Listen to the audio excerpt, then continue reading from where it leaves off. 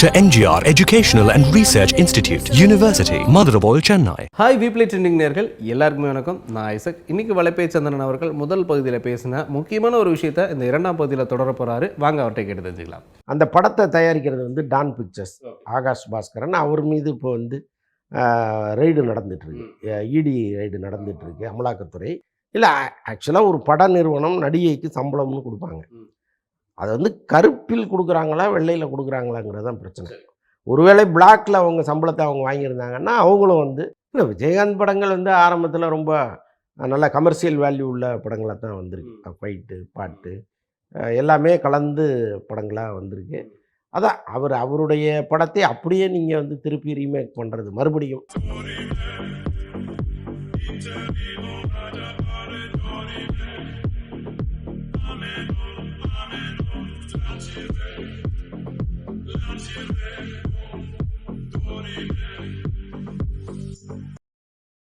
சரி, இது ஜனநாயகத்துக்கான சில அப்டேட்டு. ஏன்னா இந்த பராசக்தி மூவி, ஸோ இதெல்லாம் அந்த காம்போ வரும்போது நான் அடுத்து ஒரு கேள்வி வச்சுருக்கேன்.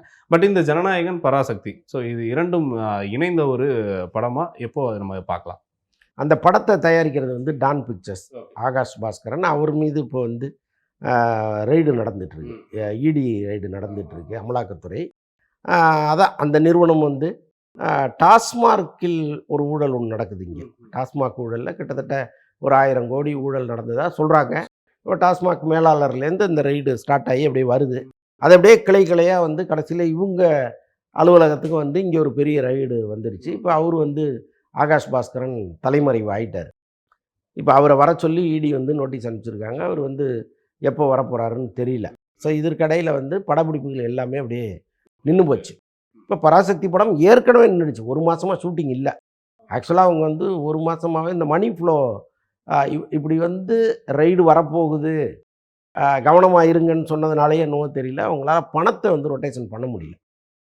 ஸோ அப்போ ஒயிட்டாக தானே வேணும், உங்களுக்கு ஒயிட்டாக இருந்தால் தானே பண்ண முடியும். ஸோ அப்போ அவங்க வந்து எங்கேயோ ஒரு இடத்துல கொலாப்ஸ் ஆகி இந்த ஷூட்டிங் நடக்கலை பராசக்தி. இப்போ 1 மாதம் ஷூட்டிங் நடத்தினா தான் இந்த படத்தையே முடிக்க முடியும். அதுக்கப்புறம் போஸ்ட் ப்ரொடக்ஷன் வேலையெல்லாம் இருக்குது.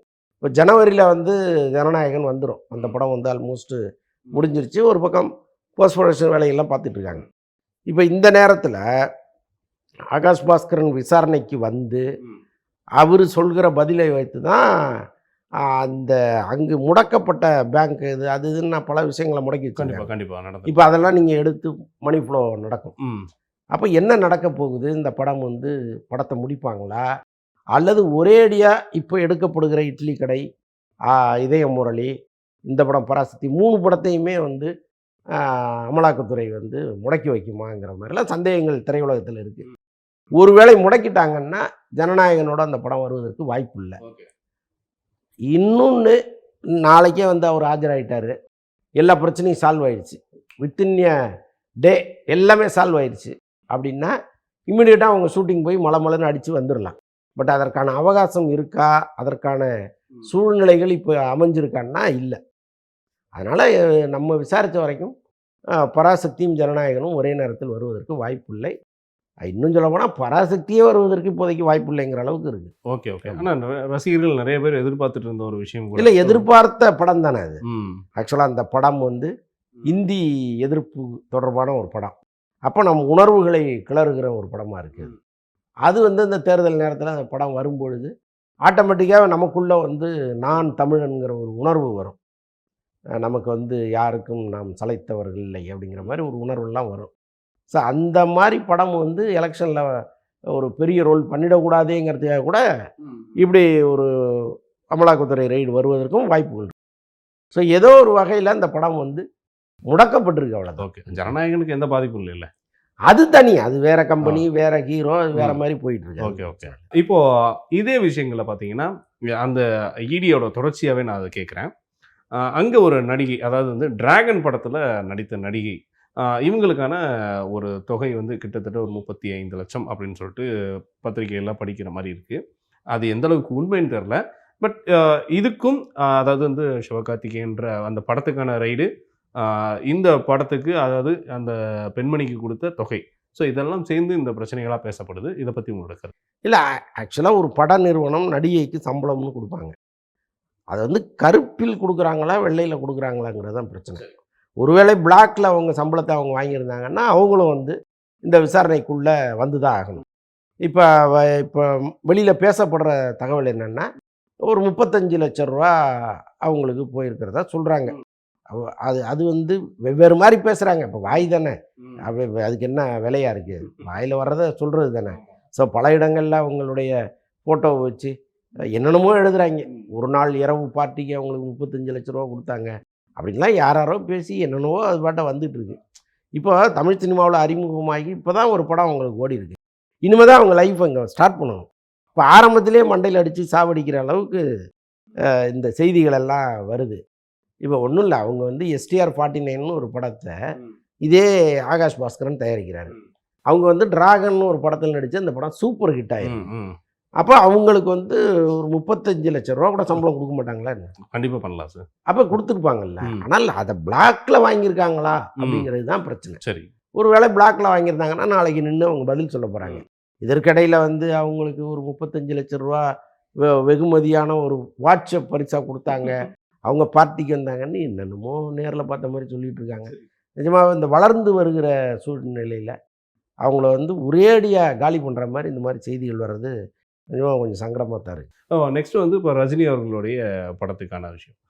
இப்போ ஜெயிலர் வந்து ஸ்கெடியூலில் எதுவும் ப்ராப்ளம் இருக்கிற மாதிரி சொல்கிறாங்க சார், அது உண்மையா சார்? இல்லை, ஒரு ப்ராப்ளம் இல்லை, ரொம்ப அழகாக ஷூட்டிங் அவங்க போட்ட மாதிரி போயிட்டுருக்காங்க. ஆக்சுவலாக இப்போ கேரளாவில் ஷூட்டிங் நடந்துச்சு, அதை முடிச்சுட்டு ரஜினி சென்னைக்கு வந்திருக்காரு. இதற்கப்புறம் அடுத்த ஷெடியூலில் அவர் போக போகிறாரு, அவ்வளோதான். அவங்க எப்படி பிளான் போட்டாங்களோ அதே மாதிரி தான் போயிட்டு. சார், இப்போ வந்துட்டு கேப்டன் அவர்களுடைய பையன் சண்முக பாண்டியன் ஒருத்தர் வந்து அரசியல் பார்த்துக்கிறாரு, ஒருத்தர் வந்து சினிமாவுக்கு வேணும்னு சொல்லி சசிகுமாரே கேட்டிருக்காரு. சண்முக பாண்டியனை வந்து சினிமாவுக்கு கொடுத்துருங்க, அவரை அரசியலுக்கு வச்சுக்கோங்க அப்படின்ட்டு ஒரு பத்திரிகையாளர் சந்திப்பை கூட பேசியிருந்தார். கொஞ்சம் நான் கேட்குறதுக்கும் ரொம்ப இனிமையாக இருந்தது. பட் இப்போ அந்த படத்துக்கான ஒரு பெரிய எதிர்பார்ப்பு, ஒரு யானைகளோட பழகி அது ஒரு ரொம்ப வித்தியாசமான ஒரு உணர்வை கொடுத்தது அப்படின்ட்டு நிறையா சின்ன சின்ன விஷயங்கள்லாம் சில ட்ரெயிலர்லாம் பார்க்கும்போது ரொம்ப நல்ல அனுபவத்தை கொடுக்குது. ஸோ இந்த படத்துக்கான ஒரு நாட்கள் வந்து இப்போ தள்ளி போட்டிருக்காங்க. பட் ஸ்க்ரீன் கிடைக்காத ஒரு விஷயமா, இல்லை வேறு ஏதாவது பிரச்சனை இருக்காத படத்தை? இல்லை, எனக்கு தெரிஞ்சு வேறு பிரச்சனை இருக்குமோன்னு தோணுது. ஏன்னா இப்போ பெரிய படங்கள்னு ஒன்றுமே வரல. விஜய் சேதுபதி படம் வருது, அதை தாண்டி ஒரு பெரிய படம்னு தமிழில் எதுவுமே இல்லை. அப்போ படைத்தலைவனை நீங்கள் இந்த நேரத்தில் கொண்டு வரலைன்னா இதை விட ஒரு சரியான சந்தர்ப்பங்கிறது இனிமேல் அமையுமான்னு எனக்கு தெரியல. ஏன்னா அடுத்தடுத்து பெரிய படங்கள் வந்துகிட்டே இருக்குது. இப்போ கொஞ்சம் ஃப்ரீயாக இருக்கிறது இந்த டைம் தான், அதுவும் விடுமுறை நாட்கள் வேறு. ஆமாம். ஸோ இப்போ இதுலேயே அவங்க ரிலீஸ் பண்ணலைன்னா இப்போ ஏதோ வந்து வேற ஒரு சிக்கல் இருக்கிறதா தான் நம்மளால் புரிஞ்சுக்க முடியுது. பட் அந்த படத்தினுடைய எல்லா விஷயங்களுமே இப்போ ட்ரெய்லர்லேருந்து சின்ன சின்ன கிளிப்பிங்ஸ் வரைக்கும் நல்லாயிருக்கு. ஒரு எதிர்பார்ப்பும் இருக்குது அந்த படத்துக்கு. இன்னொன்று, அவரும் வந்து ஒரு அப்படியே ஒரு விஜயகாந்தை பார்த்த மாதிரியே இருக்கார். அந்த ஹைட்டு, வெயிட்டு, அந்த பார்வை, அதேமாதிரி ஃபைட்டெல்லாம் அவர் அடித்தாருன்னா நீங்கள் நம்பலாம். ஒரு 50 பேர் அவர் அடிக்கிறாருன்னா நம்மளால் நம்ப முடியும் அடிப்பாடுற அவர் அப்படின்னு. ஸோ அந்த மாதிரி இருக்குது. என்னவோ தெரியல, பாவம் அவருக்கு வந்து டைம் தள்ளி தள்ளி போகுது போல. இவர் கேப்டன் அவர்களுடைய பழைய 2 படங்கள், அந்த படங்களை இவர் தேர்வு பண்ணி மீண்டும், ஏன்னா சில தலைப்புகள் வந்து இப்போ எப்படி வந்து, அதாவது பழைய தலைப்புகள் இப்போ எப்படி ட்ரெண்டில் இருக்கோ அதே மாதிரி தன்னுடைய அப்பா நடித்த 2 படங்கள் வந்து நான் எடுத்து நடிக்க போகிறேன் அப்படின்னு வேறு அப்டேட் கொடுத்துருக்காரு. ஸோ அந்த மாதிரியான படங்கள் அதே மாதிரி கதைக்களமாக இருந்தால் எப்படி இருக்கும்? இல்லை, விஜயகாந்த் படங்கள் வந்து ஆரம்பத்தில் ரொம்ப நல்ல கமர்ஷியல் வேல்யூ உள்ள படங்களாக தான் வந்திருக்கு. ஃபைட்டு, பாட்டு எல்லாமே கலந்து படங்களாக வந்திருக்கு. அதான் அவருடைய படத்தை அப்படியே நீங்கள் வந்து திருப்பி ரீமேக் பண்ணுறது, மறுபடியும் தமிழ்லேயே ரீமேக் பண்ணி நடிக்கிறதுங்கிறது வந்து அது பெரும்பாலும் தேவையில்லைன்னு நான் நினைக்கிறேன். ஏன்னா அவங்களுக்கான பெருமையை அப்படியே விட்டுறணும். நீங்கள் இப்போ புலன் விசாரணைன்னு போட்டிங்கன்னா அப்படி விஜயகாந்த் நிற்கிறது அப்படி தான் இருக்கணும். அது கேப்டன் பிரபாகரன்னா நீங்கள் அவரை தான் கற்பனை பண்ணணும். நீங்கள் அடுத்த தலைமுறை இன்னொரு 10 வருஷத்தில் நீங்கள் போட்டிங்கன்னா சண்முக பாண்டியன் வந்து நிற்பாருன்னு வைங்களேன், அது சரியாக இருக்காது. இல்லை, இவருக்குன்னு ஒரு கேப்டன் பிரபாகரன் மாதிரி ஒரு படத்தை இவர் புதுசாக கதை கேட்டு அது புதிய கதையில் நடிக்கிறது தான் நல்லது. அவருக்கே அது நல்லது எதிர்காலத்துக்கு. அவர் எங்கள் அப்பா தானே, அவர் நடித்த படத்தை நான் ரீமேக் பண்ணேன் என்னன்னெலாம் நினைக்கக்கூடாதுங்கிறது என்னுடைய கருத்து. அப்போ தான் நிறைய புது படங்கள் வரும், புது கதைகள் வரும், அவருக்குன்னு பர்ஃபார்ம் பண்ணுறதுக்கான கதைகள் வரும். ஸோ அவர் ஏன் அந்த முடிவு எடுக்கிறாருன்னு தெரியல. இன்னைக்கு எல்லாத்தையும் தாண்டி இந்த படம் ஓடணும். நீங்கள் ஓடினா தானே நாளைக்கு வேற ஒரு தயாரிப்பாளரை வச்சு படம் பண்ணுறதுக்கே முன் வருவார்.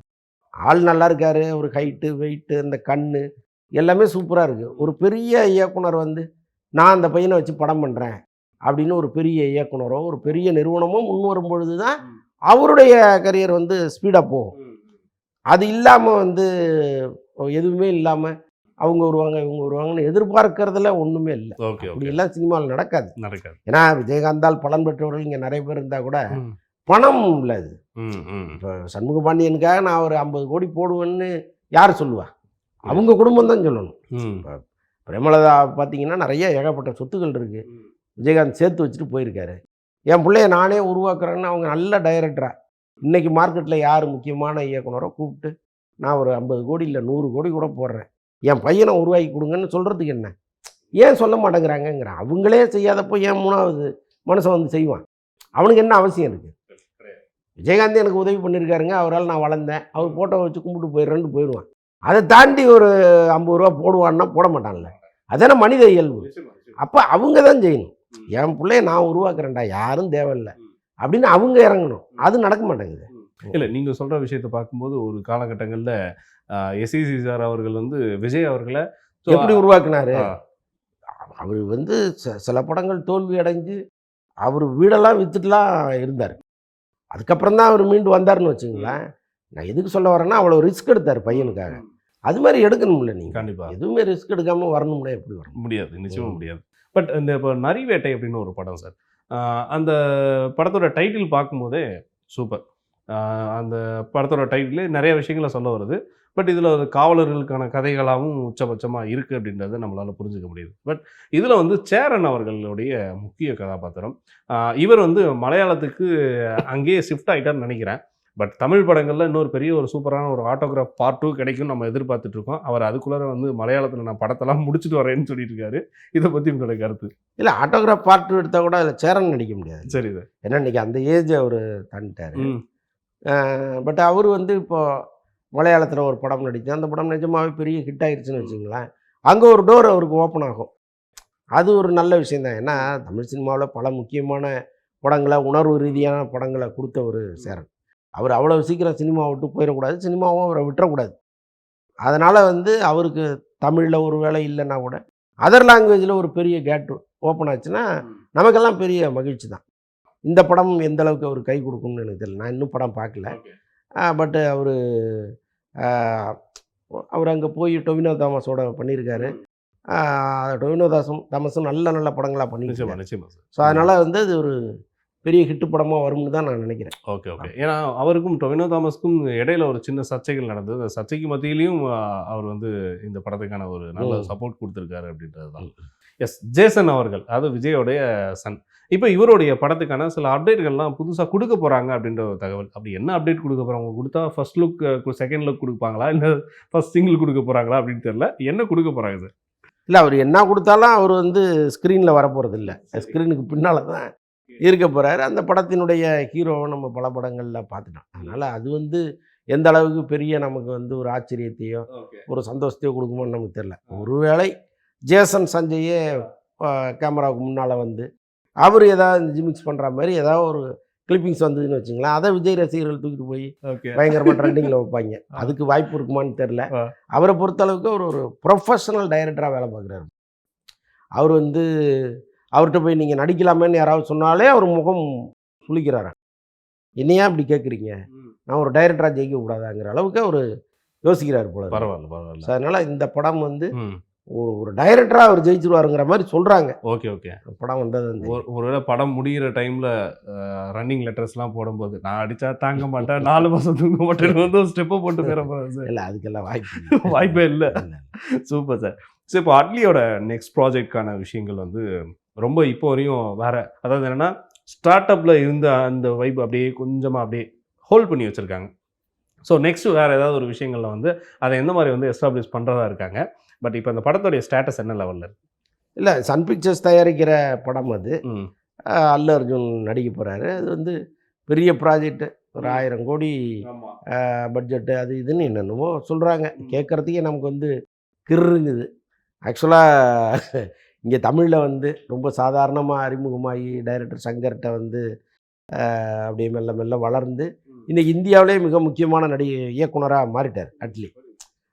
அந்த சன் பிக்சர்ஸ் காம்பவுண்டுக்குள்ளே போய் அப்படியே அவர் கலாநிதி மாறனுக்கு சரிக்கு சமமாக உட்காந்து அந்த இதெல்லாம் பார்க்கும்போது, இந்த வீடியோலாம் பார்க்கும்போது ஒரு தன்னம்பிக்கை புத்தகம் படித்தா அவங்களுக்கு எப்படி இருக்கும் அப்படி இருந்துச்சு. ஏன்னா ரொம்ப சாதாரணமாக ராஜாராணி படம் அப்போ நம்ம அட்லியை பார்த்துருக்கோம். படம் பார்த்துட்டு வெளியில் வரும்போது வெளியில் நின்று என்ன சொல்ல போகிறாங்களோன்னு அந்த ஒரு பதட்டத்தோடு நின்று அட்லியையும் பார்த்துருக்கோம். அப்படியே வந்து சரசரன்னு வளர்ந்து இன்றைக்கி எங்கேயோ போய் நிற்கிற ஒரு அட்லியும் நம்ம பார்க்கும்போது அந்த வளர்ச்சி இருக்குல்ல.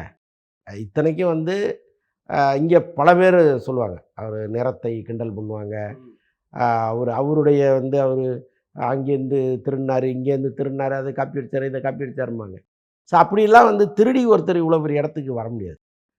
கதைங்கிறது இன்ஸ்பிரேஷன், இதுலேருந்து ஒரு இன்ஸ்பிரேஷன் எடுத்துக்கலாம். கண்டிப்பாக கண்டிப்பாக நீங்கள் அதை உருவாக்குறது தானே அந்த திரைக்கதை, நீங்கள் அதில் வைக்கிற காட்சிகள் இது தானே.